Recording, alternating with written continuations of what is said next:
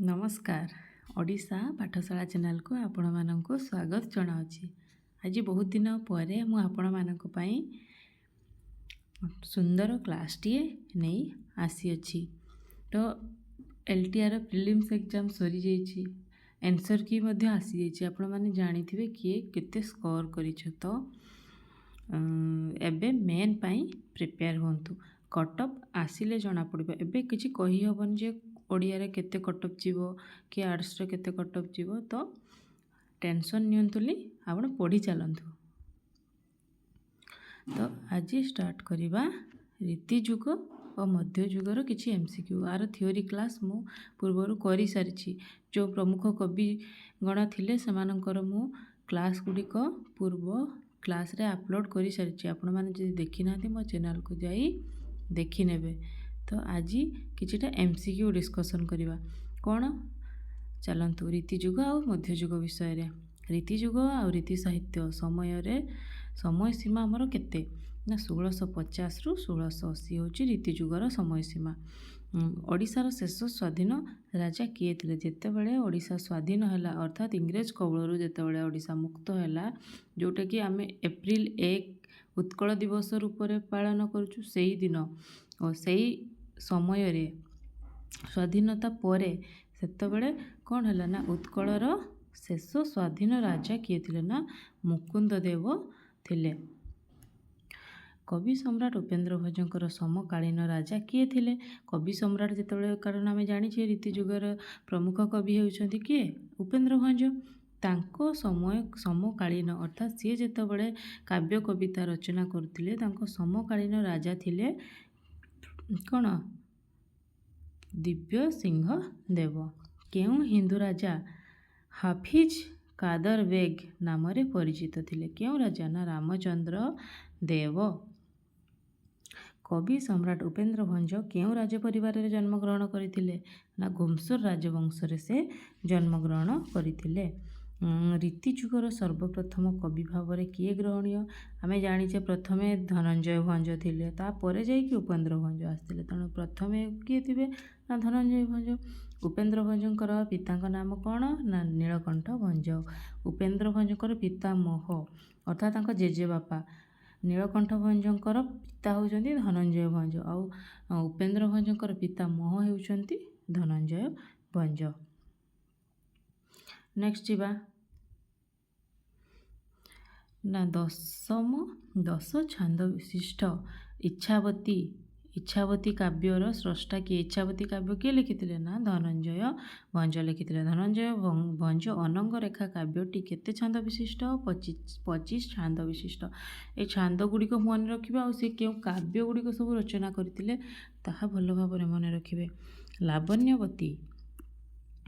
लावण्यवती केउ काव्यर नायिकार पूर्व जन्मर नाम थिला लावण्यवती किए लिखिथिले ना लावण्यवती आमर उपेन्द्र भंज लिखिथिले। वैदेही विलास लावण्यवती गुड़िक आम पढ़ीचे। तो सेठी जे आमे पढ़ीथिले लावण्यवती तांकर पूर्व जन्मर नाम कौन थिला इच्छावती थिला। तो से थियोरी क्लासटा देखि नेबे सेटार मु डिटेल्स कहिछि तांकर पूर्व जन्मर नाम कौन थिला, नायकंकर पूर्व जन्मर नाम कौन थिला ताले जानि परिबे। इच्छावती और अनंग रेखा केउ धरणर काव्य कारण आमे पढ़ीथिले इच्छावती कल्पना अनुसार सेटा तो सत्य तथ्य नाही, सेटा कल्पना करिकी कवि रचना करछन। तेणु सेटा एक कोन काल्पनिक काव्य कारण ऐतिहासिक अछि। सेटा इतिहास विषय रचना होइछि कि हेइनी। पौराणिक कथा विषय भी वर्णना नाही। किंबदंती सेटा किछि किंबदंती हमर रहिछि जे हम के ओ पुस्तकरू पढ़ीचे सेटा नाही। तेणु सेटा कल्पना करिकी कवि कोन करछन्ति ना रचना करिछन्ति। नेक्स्ट जीवा अनंग रेखा काव्य नायिकार पूर्व जन्मर नाम कौन थिला ना मादळसा। इच्छावती काव्यर नायकंकर नाम कौन थिला मधुकर। अनंग रेखा काव्यर नायकंकर नाम थिला कुसुम केतु। रघुनाथ विलास काव्यर रचयिता किए ना धनंजय भंज। रघुनाथ विलास काव्यर धनंजय भंज कहार ଚରିତ ବର୍ଣ୍ଣନା କରିଛନ୍ତି। ରଘୁନାଥ ବିଳାସ ଅର୍ଥାତ୍ ରଘୁନାଥ କାହାକୁ କୁହାଯାଏ ନା ଶ୍ରୀରାମଚନ୍ଦ୍ରଙ୍କୁ କୁହାଯାଏ। ତେଣୁ ଏଠି ଜାଣିନେବେ, ଏଠି ଦେଖିପାରିବେ ଶ୍ରୀରାମଚନ୍ଦ୍ର ରଘୁନାଥ ବୋଲି କୁହାଯାଏ। ଶ୍ରୀକୃଷ୍ଣଙ୍କୁ ତ ରଘୁନାଥ କୁହାଯାଏନି କୌଣସି।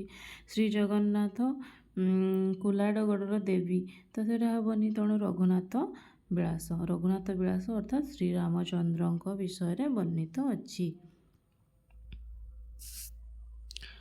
ନେକ୍ସଟ ଯିବା, ଧନଞ୍ଜୟ ଭଞ୍ଜଙ୍କର ରାଜତ୍ୱ କାଳ କେଉଁ ସମୟରେ ଥିଲା? ତାଙ୍କର ରାଜତ୍ୱ କାଳ ନା 1636ରୁ 1701 ମଧ୍ୟରେ ତାଙ୍କର ରାଜତ୍ୱ କାଳ ଥିଲା। ଘୁମସୁର ଠାରେ ଧନଞ୍ଜୟ ଭଞ୍ଜ କେତେ ଖ୍ରୀଷ୍ଟାବ୍ଦରେ ଜନ୍ମଗ୍ରହଣ କରିଥିଲେ? ନା ସିଏ 1611 ଖ୍ରୀଷ୍ଟାବ୍ଦରେ ଜନ୍ମଗ୍ରହଣ କରିଥିଲେ। ତ୍ରିପୁରା ମୋହିନୀ ଆଉ ମଦନ ମଞ୍ଜରୀ ଦୁଇଟା ତାଙ୍କର କ'ଣ? ଦୁଇଟା ହେଉଛି ତାଙ୍କର ଆଳଙ୍କାରିକ କାବ୍ୟ ଦ୍ୱୟର ସ୍ରଷ୍ଟା ହେଉଛନ୍ତି କ'ଣ? ଧନଞ୍ଜୟ ଭଞ୍ଜ। କ'ଣ ନା ତ୍ରିପୁର ମୋହିନୀ ଏବଂ କ'ଣ? ମଦନ ମଞ୍ଜରୀ। ନେକ୍ସଟ ଯିବା, ନା ଧନଞ୍ଜୟ ଭଞ୍ଜ କେଉଁ ପୁସ୍ତକଟି କ ଠାରୁ କ୍ଷ ପର୍ଯ୍ୟନ୍ତ? କ ଠାରୁ କ୍ଷ ପର୍ଯ୍ୟନ୍ତ କ'ଣ? 34ଟି ଗୀତକୁ ନେଇ ରଚିତ। ଏଇଟା ହେଉଛି ଧନଞ୍ଜୟଙ୍କ କଥା ପଚାରିଛି। ଯେଉଁଟା କ ଆଦ୍ୟ ଅକ୍ଷରରେ ସେଇଟା ହେଉଛି କଳା କୌତୁକ, କିନ୍ତୁ ଏଇଟା ଧନଞ୍ଜୟ ଭଞ୍ଜଙ୍କର କ ଠାରୁ କ୍ଷ ପର୍ଯ୍ୟନ୍ତ। ତାହେଲେ କେଉଁଟା ହେବ? ନା ଚୌପଦୀ ଭୂଷଣ। ରସକଲ୍ଲୋଳ କାବ୍ୟର ପ୍ରଥମ ଛାନ୍ଦ କେଉଁ ରାଗରେ ରଚିତ? ନା ସଙ୍ଗମ ତିଆରି ରାଗରେ ରଚିତ। ମନେ ରଖିବେ, କେଉଁ ରାଗରେ ରଚିତ? ନା ସଙ୍ଗମ ତିଆରି ରାଗରେ ରଚିତ। ରସକଲ୍ଲୋଳ କାବ୍ୟର କେଉଁ ଛାନ୍ଦରେ ଗ୍ରୀଷ୍ମ ଋତୁର ବର୍ଣ୍ଣନା କରାଯାଇଛି? ନା ପଞ୍ଚମ ଛାନ୍ଦରେ ଆମର ଋତୁ ବିଷୟରେ ଅର୍ଥାତ୍ ଗ୍ରୀଷ୍ମ ଋତୁ ବିଷୟରେ ବର୍ଣ୍ଣନା କରାଯାଇଛି। ରସକଲ୍ଲୋଳ କାବ୍ୟର ଷୋଡ଼ଶ ଛାନ୍ଦରେ କେଉଁ ଋତୁର ବର୍ଣ୍ଣନା ରହିଛି? ବର୍ଷା ଋତୁର ବର୍ଣ୍ଣନା ରହିଛି। ମନେ ରଖିବେ, ପଞ୍ଚମ ଛାନ୍ଦରେ ଆମର ଗ୍ରୀଷ୍ମ ଋତୁର ବର୍ଣ୍ଣନା ରହିଛି ଏବଂ ଷୋଡ଼ଶ ଛାନ୍ଦରେ ରହିଛି କ'ଣ? ବର୍ଷା ଋତୁର ବର୍ଣ୍ଣନା। ରସକଲ୍ଲୋଳ କାବ୍ୟର ପ୍ରଥମ ଛାନ୍ଦରୁ 24ଟି ଛାନ୍ଦ ପର୍ଯ୍ୟନ୍ତ ଶ୍ରୀକୃଷ୍ଣଙ୍କର କେଉଁ ଲୀଳା ବର୍ଣ୍ଣିତ? ନା ଗପ ଲୀଳା ବର୍ଣ୍ଣିତ। ମାନେ ଶ୍ରୀକୃଷ୍ଣ ବାଲ୍ୟକାଳରେ କିପରି ଭାବରେ ଗୋପୀମାନଙ୍କ ସହିତ ଥିଲେ, କିପରି କ'ଣ କରୁଥିଲେ ତାହା ବିଷୟରେ, ଅର୍ଥାତ୍ ତାଙ୍କ ଗୋପପୁରରେ ସେ ଯେଉଁ ଲୀଳା କରିଥିଲେ ତାହା ବିଷୟରେ ଅତି ସୁନ୍ଦର ଭାବରେ ବର୍ଣ୍ଣିତ ହୋଇଛି। ରସକଲ୍ଲୋଳ କାବ୍ୟର 24 ଛାନ୍ଦରୁ 34 ଛାନ୍ଦ ପର୍ଯ୍ୟନ୍ତ କୃଷ୍ଣଙ୍କର କେଉଁ ଲୀଳା ବର୍ଣ୍ଣିତ? 24ରୁ 34 ମନେ ରଖିବେ ମଥୁରା ଲୀଳା। ଅର୍ଥାତ୍ ଯେତେବେଳେ ମଥୁରାକୁ ଗଲେ, କ'ଣ ପାଇଁ ଯାଇଥିଲେ ଶ୍ରୀକୃଷ୍ଣ ମଥୁରାକୁ? ନା କଂସକୁ ବଧ କରିବା ପାଇଁ। ତାଙ୍କ ମାମୁଁ କଂସ ଥିଲେ, ତାଙ୍କ ମାମୁଁ, ତ ତାଙ୍କୁ ସେ ବଧ କରିବା ପାଇଁ ସେ କ'ଣ? ସେ ଧୀରେ ଧୀରେ ଅନ୍ୟାୟ ଅତ୍ୟାଚାର ପୃଥିବୀ ପୃଷ୍ଠରେ ଧରାପୃଷ୍ଠରେ ବଢ଼ିବାରୁ ସେ କ'ଣ? କଂସକୁ ବିନାଶ କରିବା ପାଇଁ ମଥୁରା ଯାଇଥିଲେ। ତ ସେଇ ମଥୁରା ସେ କ'ଣ ପାଇଁ ଯାଇଥିଲେ, କ'ଣ ସେଥିରେ ବର୍ଣ୍ଣନା, କ'ଣ ସେଠାରେ କରିଛନ୍ତି ତାହା ବିଷୟରେ କ'ଣ? ରସକଲ୍ଲୋଳରେ ଆମର 24 ଛାନ୍ଦରୁ 34 ଛାନ୍ଦ ବିଷୟରେ ବର୍ଣ୍ଣନା ହୋଇଛି। ଦୀନକୃଷ୍ଣ ଦାସ କେଉଁ ରାଜାଙ୍କର ସମସାମୟିକ ଥିଲେ? ଆମର ଦୀନକୃଷ୍ଣ ଦାସ ଆସିଲେ, ସିଏ ବି ଜଣେ ଉପେନ୍ଦ୍ର ଭଞ୍ଜ, ଦୀନକୃଷ୍ଣ ଦାସ, ଏମାନେ ସବୁ କ'ଣ? ରୀତି ଯୁଗର କବି ଥିଲେ। ତ ସିଏ ହେଉଛନ୍ତି ଆମର ଦ୍ୱିତୀୟ ମୁକୁନ୍ଦ ଦେବ। ପ୍ରଥମ ମୁକୁନ୍ଦ ଦେବଙ୍କ ସମୟରେ କିଏ ଥିଲେ? ଧନଞ୍ଜୟ ଭଞ୍ଜ ମୁକୁନ୍ଦ ଦେବଙ୍କ ସମୟରେ ଥିଲେ। ଯେତେବେଳେ ମୁକୁନ୍ଦ ଦେବଙ୍କ ସମୟରେ ଧନଞ୍ଜୟ ଭଞ୍ଜ ଥିଲେ, କାରଣ ଯେତେବେଳେ କଳା ପାହାଡ଼ ଓଡ଼ିଶା ଉପରେ ଆକ୍ରମଣ କରିଥିଲା ସେତେବେଳେ ମୁକୁନ୍ଦ ଦେବ 1 ଥିଲେ, କିନ୍ତୁ ଯେତେବେଳେ ମୁକୁନ୍ଦ ଦେବ 2 ସେତେବେଳେ ଆମର ସ୍ୱାଧୀନତା ଲାଭ କରିସାରିଥିଲା। ତେଣୁ ମୁକୁନ୍ଦ ଦେବ ଦ୍ୱିତୀୟ ମୁକୁନ୍ଦ ଦେବ ଏବଂ ଦିବ୍ୟସିଂହ ଦେବ ଦୀନକୃଷ୍ଣ ଦାସଙ୍କ ସମୟରେ ଥିଲେ। ରସକଲ୍ଲୋଳ କାବ୍ୟର ରଚୟିତା ଦୀନକୃଷ୍ଣଙ୍କର ଜନ୍ମସ୍ଥାନ କେଉଁଠି ବୋଲି ଦାର୍ଢ଼୍ୟତା ଭକ୍ତି ଗ୍ରନ୍ଥରେ ଉଲ୍ଲେଖ ଅଛି। କେଉଁଠି? ଏଟା ପଢ଼ିଥିଲେ କ'ଣ? ପୁରୀ ଜିଲ୍ଲାରେ।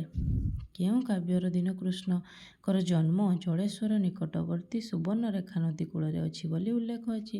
ନା ରସବିନୋଦରେ ଉଲ୍ଲେଖ ଅଛି। ରସକଲ୍ଲୋଳ କାବ୍ୟ ସଂଖ୍ୟା 34। କାବ୍ୟ କେତେ ଛାନ୍ଦ ବିଶିଷ୍ଟ? ନା 34 ଛାନ୍ଦ ବିଶିଷ୍ଟ।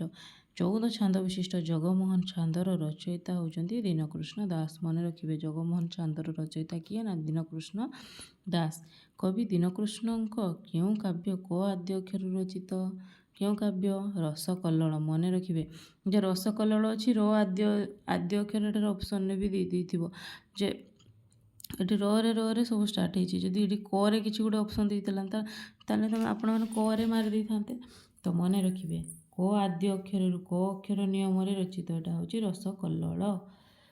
ରସକଲ୍ଲୋଳ କାବ୍ୟର ପ୍ରଥମ ଛାନ୍ଦରେ କେଉଁ ଦେବତାଙ୍କର ସ୍ତୁତି କରାଯାଇଛି? ରସକଲ୍ଲୋଳରେ ଆମର କାହାର ସ୍ତୁତି କରାଯାଇଛି? ନା ଶ୍ରୀ ଜଗନ୍ନାଥଙ୍କର ସ୍ତୁତି କରାଯାଇଛି। ଆପଣ ଆଜି ଆମେ 33ଟି କ୍ୱେଶ୍ଚନର କ'ଣ ଡିସ୍କସନ୍ କଲେ। ନେକ୍ସଟ ଆହୁରି ଏପରି ସୁନ୍ଦର ସୁନ୍ଦର କ୍ୱେଶ୍ଚନ ଗୁଡ଼ିକ ମୁଁ ଆପଣମାନଙ୍କ ପାଇଁ ନେଇ ଆସିବି। ଆପଣ କ୍ୱେଶ୍ଚନ ଗୁଡ଼ିକ ଲେଖିନେବେ ଖାତାରେ ଏବଂ ତାକୁ ଭଲ ଭାବରେ କ'ଣ ଅଭ୍ୟାସ କରିବେ। କାହିଁକି ନା ଏଗୁଡ଼ିକ ଭଲ ଭାବରେ ମନେ ରଖିବେ। କାରଣ କ୍ୱେଶ୍ଚନ କିପରି ଆସିବ ଜଣା ନାହିଁ। ପ୍ରଥମ ଥର ପାଇଁ ଓଡ଼ିଆ ଏକ୍ଜାମ୍ ହେଉଛି, ତ ଏଇ କ୍ୱେଶ୍ଚନ ଗୁଡ଼ିକ ଲେଖି ରଖି ତାକୁ ଭଲ ଭାବରେ ମନେ ରଖିବେ। ଆଉ ଯଦି ମୋ କ୍ଲାସ୍ଟି ଆପଣମାନଙ୍କୁ ଭଲ ଲାଗିଛି ତାହେଲେ ମୋ ଚ୍ୟାନେଲକୁ ସବସ୍କ୍ରାଇବ୍ କରିବେ, ଲାଇକ୍ କରିବେ ଏବଂ ସେୟାର କରିବେ। କାରଣ ଯେଉଁମାନେ ବି ଓଡ଼ିଆ ପାଇଁ ପ୍ରିପେୟାର ହେଉଛନ୍ତି ସମସ୍ତଙ୍କ ପାଇଁ ଏହା ଉପଯୋଗୀ ହୋଇପାରିବ। ଧନ୍ୟବାଦ।